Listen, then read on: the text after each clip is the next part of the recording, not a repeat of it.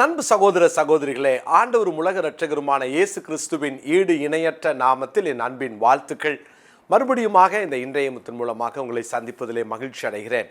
Mark சுவிசேஷம் 3ஆம் அதிகாரத்தின் 14-15 வசனங்களிலே இயேசு 12 பேரை தெரிந்து கொண்டார். அவர்களை தம்மோடு கூட இருக்கும்படியாக அவர் தெரிந்து கொண்டார். அது மாத்திரமல்ல, அவர்களை பிரசங்கம் பண்ண, பிசாசுகளை துரத்த, வியாதிகளை குணமாக்க, அவர்களை அதிகாரமுடையவர்களாக மாற்ற அவர் 12 சீஷர்களை தெரிந்தெடுத்தார். பிரியமானவர்களே, இதைதான் மார்க் 3ஆம் அதிகாரத்திலே நாம் படித்தோம். நேற்று தினத்தில் நம்ம தியானித்தோம். சீஷர்கள் வசனத்தை பிரசித்தம் பண்ண ஆண்டவர் தெரிந்தெடுத்தார். இன்றைக்கு இயேசுவுக்கு சீஷர்கள் தேவை. நம்ம எப்படியும் வருஷத்துக்கு ஒரு முறை சீஷர்களை குறித்து நம்ம திரும்ப திரும்ப தியானித்து கொண்டே இருக்கிறோம். எலிசாவை குறித்து உங்களோடு கூட நான் சில காரியங்களை சொல்ல விரும்புகிறேன். எலிசா தீர்க்கன், அங்கே எலியாவின் கைக்கு தண்ணீர் வார்த்த எலிசா என்று வாசிக்கிறோம். எலியாவினுடைய உடன் ஊழியக்காரராய் இருந்த இந்த எலிசாவை குறித்து 1 ராஜாக்கள் 19ஆம் அதிகாரத்துல எலியா சோர்ந்து போய் போதும் என்று சொன்னதற்கு பின்பாக எலிசா இருக்கும் இடம் மட்டும் போய் தன்னுடைய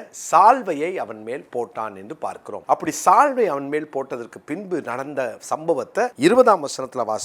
அப்பொழுது அவன் மாடுகளை விட்டு எலியாவின் பிறகே ஓடி, நான் என் தகப்பனையும் என் தாயையும் முத்தம் செய்ய உத்தரவு கொடும், அதற்கு பின்பு உம்மை பின்தொடர்வேன் என்றான். அதற்கு அவன், போய் திரும்பி வா, நான் உனக்கு செய்ததை நினைத்துக்கொள் என்றார். பிரியமானவர்களே, எலிசா போய் திரும்பி வருகிறதற்காக எலியாவின் இடத்திலே உத்தரவு வாங்கி கொண்டான். போய் அவன் என்ன செய்தான்? 21ஆம் வசனத்திலே பார்க்கிறோம். அப்பொழுது அவன் இவனை விட்டு போய் ஓர் ஏர் மாடுகளை பிடித்து அடித்து ஏரின் மரமுட்டுகளால் அவைகளின் இறைச்சியை சமைத்து ஜனங்களுக்கு கொடுத்தான். அவர்கள் சாப்பிட்ட பிற்பாடு அவன் எழுந்து எலியாவுக்கு பின் சென்று அவனுக்கு ஊழியம் செய்தான். 12 ஏர் மாடுகளை வைத்து உழுது கொண்டிருந்த ஒரு விவசாயியாயிருந்த எலிசா, எலியாவினுடைய சால்வை எலிசாவின் மேல் விழுந்தவுடனே எலிசா இப்பொழுது தன்னுடைய ஏர் மாடுகளை எல்லாம் அடித்து அதை தன்னுடைய ஏரின் மரமுட்டுகளாலே சமைத்து எல்லாருக்கும் கொடுத்து ஊருக்கு அவன் விருந்து செய்து இப்பொழுது அவன்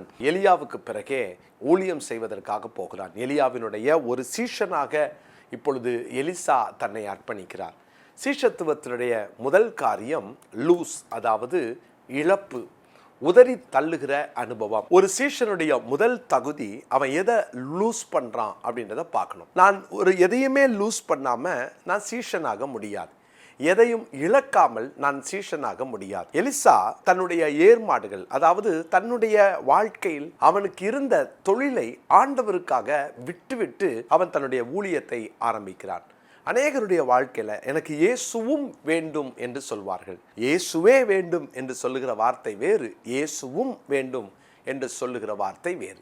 இயேசுவை இன்றைக்கு பின்பற்றுகிற யாராய் இருந்தாலும் எதையோ ஒன்றை நாம் அவருக்காக இழந்துதான் ஆகணும். நம்ம வாழ்க்கையில் இருக்கிற எல்லாமே இயேசுவுக்கு பிடிக்குமா அப்படின்னா இல்லை. இயேசுவை பின்பற்றும் பொழுது என்னையும் அவரையும் பிரிக்கின்ற காரியம் என்ன என்பதை நிதானிக்க நாம் அழைக்கப்படுகிறோம். பாருங்க, படகையும் வலையையும் மீனையும் கூட இந்த பேதுரு ஆண்டவருடைய அழைப்பை ஏற்று விட்டு வந்தான் என்பதை லூக்கா சுவிசேஷம் 5ஆம் அதிகாரம் 11ஆம் வசனத்துல வாசிக்கிறோம். அவர்கள் படகுகளை கரையிலே கொண்டு போய் நிறுத்தி எல்லாவற்றையும் விட்டு அவருக்கு பின் சென்றார்கள் என்று வாசிக்கிறோம். பிரியமானவர்களே, இன்றைக்கு இயேசுவை பின்பற்றுவதற்கு உங்கள் வாழ்க்கையில உங்களை பின்பற்ற விடாமல் தடுக்கின்ற அல்லது பின்பற்றுவதற்கு சவாலாய் நிற்கிற, பின்பற்ற முடியாதபடிக்கு உங்களை இழுத்து பிடிக்கின்ற ஏதோ ஒன்று, உங்களோடு போராடுகின்ற ஏதோ ஒன்று, அது என்னவென்று உங்களுக்கு தெரியும். அதை இயேசுவுக்காக இழக்க ஆயத்தமா? அது உறவு சம்பந்தப்பட்டதாக இருக்கலாம், அல்லது உடைமை சம்பந்தப்பட்டதாக இருக்கலாம், அல்லது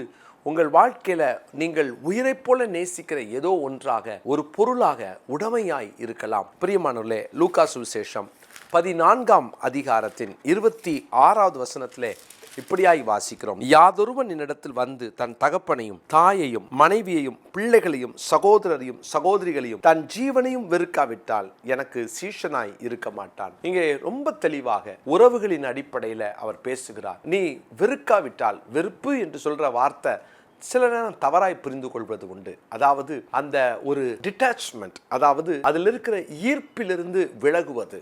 இன்னைக்கு சில ஈர்ப்புகள் நம்மோடு மோதி கொண்டிருக்கிறது. அது சில உறவுகளாக இருக்கலாம், நான் ரொம்ப விரும்புகிற ஒரு பொருளாக இருக்கலாம், ஒரு நபராக இருக்கலாம். தேவனுடைய பிள்ளையே, அது எதுவாக இருந்தாலும் ஆண்டவர் சொல்றாரு, நீ வெறுக்காவிட்டால், அதை நம்ம பலிபீடத்தில் கிடத்தாவிட்டால், நாம் சீஷராக முடியாது.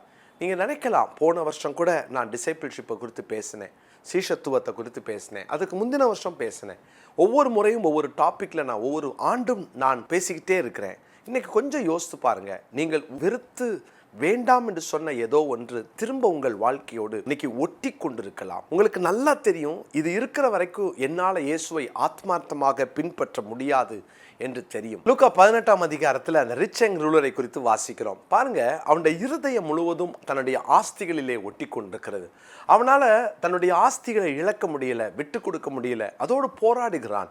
இயேசுவை பார்த்துட்டான், ஆனால் இயேசுவை பின்பற்றணும்னு ஆசை, ஆனால் அவனை இழுத்து கொண்டிருக்கிற ஏதோ ஒன்று. தேவனுடைய பிள்ளைகளே, இயேசுவை பின்பற்ற விடாமல் உங்களை இழுத்து பிடித்து கொண்டிருக்கிற ஏதோ ஒன்று, இன்றைக்கு அதை இழக்கப் போகின்றீர்களா அல்லது அதற்காக இயேசுவை இழக்கப் போகிறீர்களா? அவன் ஒரு முடிவுக்கு வருகிறான், எனக்கு இந்த பொருளுக்காக இயேசுவை இழக்கின்றேன் என்று இயேசுவை ஒரு நாள் விட்டு கொடுத்து விட்டான், அல்லது இழந்து விட்டான், அல்லது இயேசு கிறிஸ்துவை காட்டிலும் தன்னுடைய ஆஸ்திகளை முக்கியத்துவப்படுத்தி விட்டான், துக்கத்தோடு போய்விட்டான் என்று அவனை குறித்து வாசிக்கிறோம். எனக்கு பிரியமான தேவனுடைய பிள்ளைகளே, இன்றைக்கு நம்முடைய வாழ்க்கையில் யாரை இழக்க போகிறோம்? ஒன்று, இயேசுவை பின்பற்ற விடாமல் தடுத்து கொண்டிருக்கின்ற அந்த ஐஸ்வர்யத்தை அல்லது ஏதோ ஒன்றை இழக்கப் போகின்றோமா? அல்லது அந்த ஐஸ்வர்யத்துக்காக இயேசுவையா என்னால் பின்பற்ற முடியாது, நான் இயேசுவை தான் பின்பற்றுவேன், எனக்கு இது வேண்டான்னு சொல்லி ஏதோ ஒன்று உங்களோடு போராடின அதை இழக்கப் போகிறீர்களா?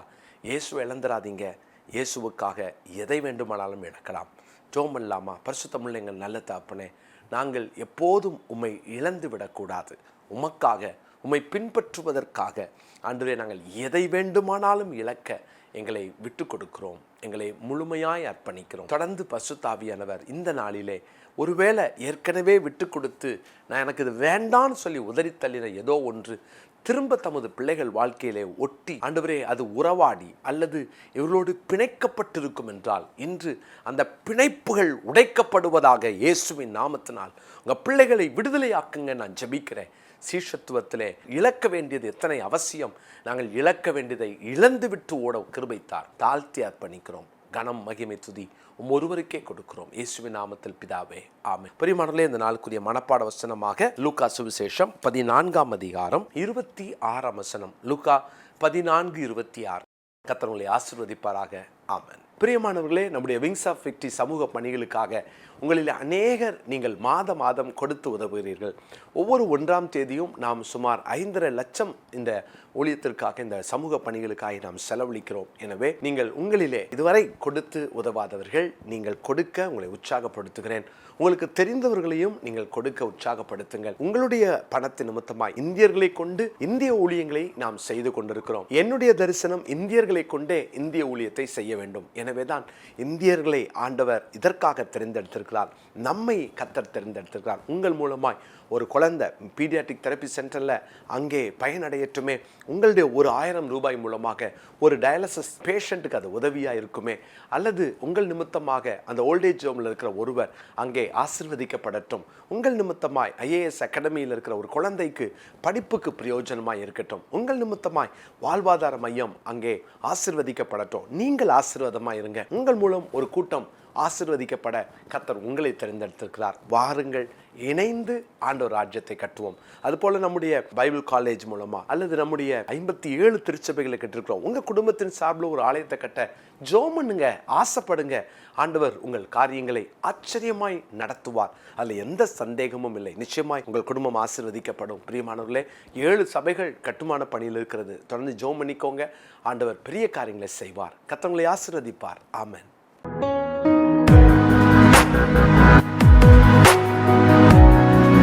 Thank you.